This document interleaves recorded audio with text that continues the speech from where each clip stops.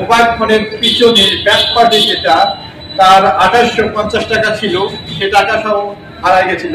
আমি সেই টাকা, হেডফোন এবং চার্জার সব সহ আমি উদ্ধার করলাম। তার পূর্বে আরো 3টি মোবাইল ফোন হারায় যায়।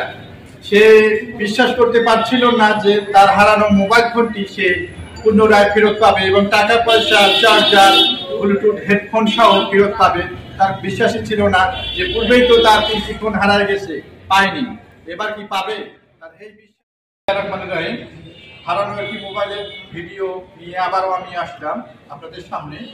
আপনারা জানেন আমি দেশের বিভিন্ন জায়গা থেকে হারানো মোবাইল ফোনগুলি উদ্ধার করে আসছি। তার ধারাবাহিকতায় আজকেও আমি একটি হারানো মোবাইল ফোনের ভিডিও নিয়ে আসলাম। এটি হচ্ছে সেই হারানো মোবাইল ফোন।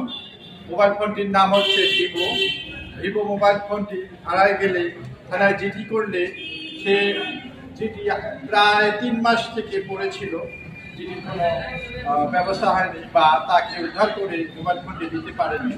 আমার কাছে জিডি দিলে আমি এই মোবাইল ফোনটি আজকে উদ্ধার করলাম।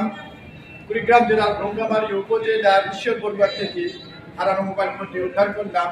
এছাড়াও এই মোবাইল ফোনের সঙ্গে তার হারায় গেছিল হেডফোন, ব্লুটুথ, তারপর চার্জার। মোবাইল ফোনের পিছনে ব্যাক পার্টে যেটা তার 2850 টাকা ছিল, সে টাকা সহ হারায় গেছিল। আমি সেই টাকা, হেডফোন এবং চার্জার সব সহ আমি উদ্ধার করলাম।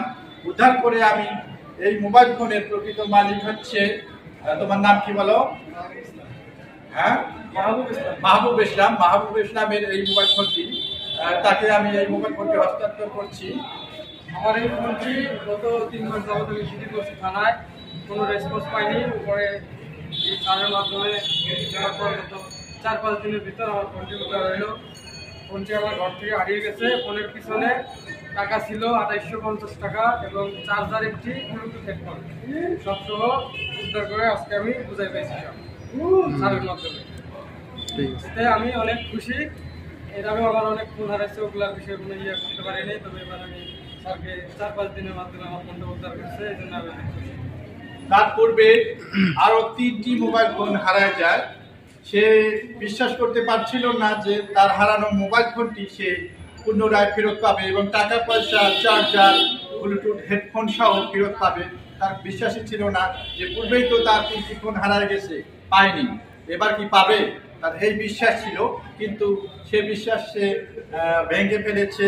এখন যে সে জানতে পারছে যে হারানো জিনিসও তাকে ফেরত দেওয়া হয় বা পুলিশ প্রশাসন এগুলি উদ্ধার করে তাকে দেয়, প্রকৃত যে মালিক